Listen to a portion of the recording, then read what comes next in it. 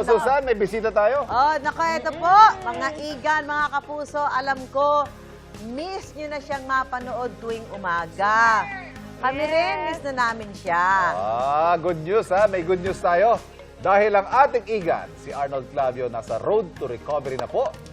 Matapos ang kanyang health scare noong June 11. Yes. Diyan po napagalaman nagkaroon nga siya ng hemorrhagic stroke o yung slight bleeding sa kaliwang bahagi ng kanyang utak.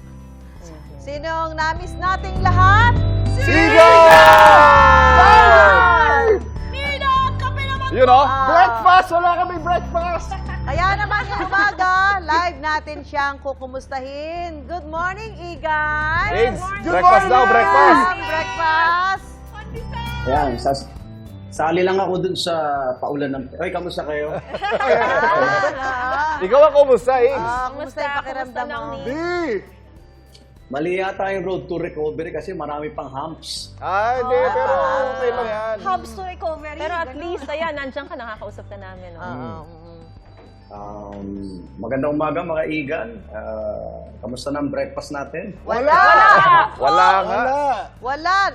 Nagsisentimiento si Pero ikaw muna, Igs. Kumusta ang pakiramdam mo ngayon? Okay ako. Kaya lang, kailangan pa ng rehabilitation, therapy, kasi yung right side ng body ko, nawala yung connection sa pumutok na part ng brain ko eh. Okay. So, kailangan mag-communicate sila. So, yun yung part ng therapy. Kasi ngayon, parang may numbness pa siya, saka weakness. So, wala pa akong balanse, para pa akong sanggol na naglalakad. At, eto, best friend ko. Baka gusto Oy, niyo ma-meet. tungkod! Si Tunks. Si Ayos yan. Tungki. Okay. Igs, na-share mo na sa social media mo yung nangyari sa'yo, pero baka pwede mo ikwento ulit sa mga kapuso natin. Paano ba ito nangyari, itong hemorrhagic stroke? After a golf game sa East Ridge, pauwi na ako eh. In the middle ng pagdadrive ko, biglang lumamig. Okay. Tapos bumigat siya. Sabi ko, uy, ano to? So ginawa ko, pinatay ko pa yung aircon, binuksan ko pa yung bintana, hindi nawawala eh. Ang kinatakot ko kasi, nakita ko sa speedometer ng sasakyan, matuli na pala ako. Tapos hinahanap ko yung brake, hindi ko matapakan. So, yung mahabang parang medyo mataong lugar yun. So, natatakot akong baka madisgrasya, ganyan. So, talaga inimagine ko kung saan ang brake at pinilit ko na lang na apakan siya.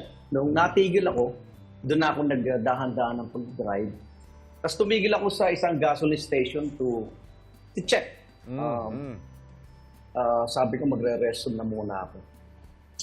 Pagbukas ko, hindi na ako makalakad. Hindi ko na matapakan yung... Wala na. Yung So kumakapit na lang ako sa mga bakal na So biglaan to, no, Igs? Walang warning, bigla lang. Wala. Oo. Kasi galing nga siya sa pag-golf. Tapos, pagka-ihi ko, kala ko mawawala na ba dahil may na-release kang body liquid o body fluid. Tinignan ko yung sarili ko sa salamin. Baka magamo ka ako o tabingin mo ka ako. So wala naman. Ang challenging pa rin doon, yung pabalik na sa sasakyan. Napuli ako na makakapitan. So bumalik ako, pabagsak na nga. Then nung na-reverse ko, sabi ko, ang mindset ko na is pumunta na ako sa pinakamalapit na ospital. Buti may presence of mind. Hindi, yun nga, nung ginugel ko yung layo ko from my point of sa East Ridge Avenue hanggang sa Fatima, 15 kilometers. Layo. So, nag-drive pa pala ako ng mga 30 to 40 minutes. Oo. Kaya pagdating ko dun sa emergency room, nakita ko, emergency room. Nag-park na lang ako, tapos may doktor sa labas, sabi ko, Dok, patulong. Nakilala naman ako, sabi niya, bakit? Sabi ko, manhid na yung kanang part ng katawan. So, parang alam na nila. Inalalayan na ako, huwag kayong kikilos, huwag kayong gagalaw, huwag kayong kalma lang po kayo, steady lang po kayo. Nung after mga test, naku, doon na lumitaw na ito, hindi ko talaga alam at hindi ko nabantayan. Ang blood pressure ko po umabot ng 220 over 120. 20 over 120. At ang sugar ko, nagulat ako, umabot ng 270. which is hindi pa ako nagla-lunch and dinner that day. Kasi nga medyo late na natapos yung gold. So sabi ko sa bahay na lang ako kakain. Which is nagsabay silang dalawa. Magkaano yan kontrapelo yan. Pero once na nagsabay, Delikado. At ano yung nung nakita mo na yung resulta ng yung ginawang test sa Igan, ano yung tumakbo sa isip mo noon? parang okay lang.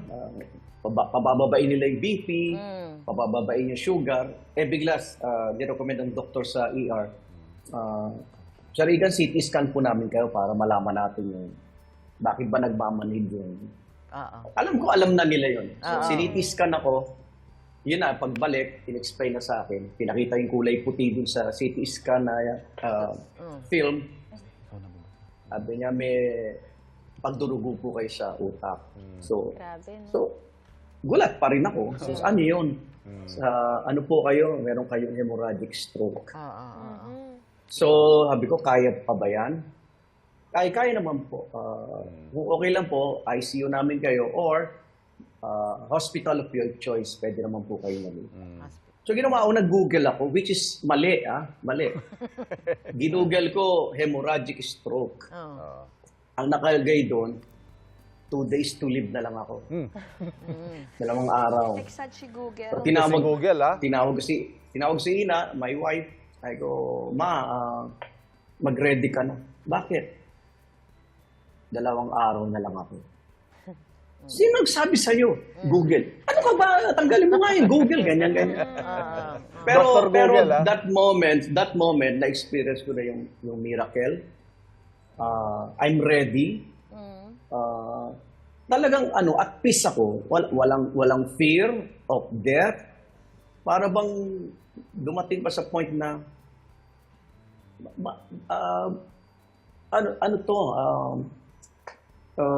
ba't nandito pa rin ako? Alam mo yung ganon? Kasi iba yung naramdaman ko that moment na alam mong konting panahon ka na lang. Kasi yun ang pumasok sa isip ko. And parang pa-flashback lahat sa iyo sa buhay mo. Sabi ko, mukhang nagawa ko na naman lahat. Wala na akong nahihiling pa. And I'm ready to go. During that time naman, naramdaman ko yung pagmamahal ni Lord na kasi binabanggit sa akin ng mga doktor, mga indicators na swerte ka, ito lang nangyari sa'yo, hindi na-deform yung mukha ko, hindi na bulol o nawala boses ko. Na sa ibang stroke patient, yun ang talagang unang nawawala. Immediate na nangyayari. Nadadali, Immediate na nangyayari. So sabi ko nga, hinalabit lang ako. So wake up call, not for me, para sa lahat na sabi ko nga, if you're feeling okay, does that mean you're okay? Akala natin, di ba, saya-saya natin. June 11, nagsusukat pa ako ng barong. Naalala ko yun. Sabi ko, mga kababayan, alam ko inip na kayo. Abangan nyo bukas. Meron ako announcement. Naku, Diyos ko, hindi ko alam announcement ko pala. Nasa ospital ako. Nasa emergency room. Ikaw, At buti yung barong, hindi ko naman nagamit sa isa pang... Wag mo na. Nakakasal pa si Shaira. Hindi mo Ano gagamitin long ni? Hindi mo, uling araw mo sa mundo, ang barong mo ex-deal pa rin. Hindi, kay Shaira nakasama gagamitin. Igan, ito, meron ako. Yung nag-text si Shaira, sabi ko talaga sa kanya, hindi, mag-aanak pa ako sa kasal mo. Mag-iinom pa ako sa kasal mo. Diba? Igan, miss ka na raw niya baka sabay mag-almusal. Anjo, namamayat ka na ba? Namamayat. Di, masaya. Alam mo, Anjo, miss na bisita. Si Anjo una nag-text sa akin at nangamusta. Sabi niya, pwede ka bang dalawin? Yan. Hanggang ngayon, hindi kami nagkikita. At least kami dumalaw. Sabi pa niya, okay, sasama ko si Eunice. Sabi niya. Kaya pala. So sabi ko, you have my blessing naman, di ba? Di, pero Di, masaya ako na nakita okay ka na. Medyo ka nakakausap ka namin, di ba? Sobrang saya ko na nakakangiti ka na ulit. I'm happy for you. Masaya ka kasi tingin mo sa akin, pandesal eh.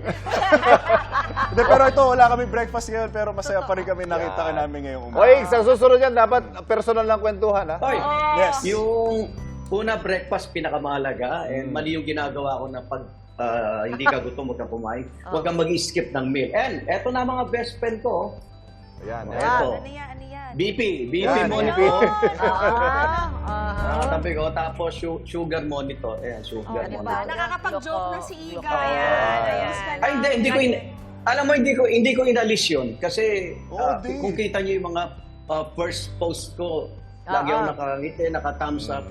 Pero may nararamdaman ako nun. Ayoko idamay kayo. Ayoko. Gusto kong makita yung masaya Positive ko. pa rin, dahil positive. masaya kayo, Tama. masaya na rin ako. Okay. So, ingat po tayo. Lagi. Salamat. Pag-galing, get well. See you soon. See you soon. Salamat. Listen to your body.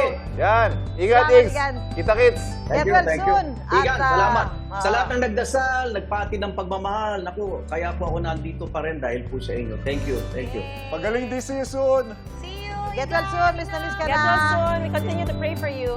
See you, 2020. Oh, 2025, see you. Uy, easy, easy. Next month, next month. Yeah. Next month, next month.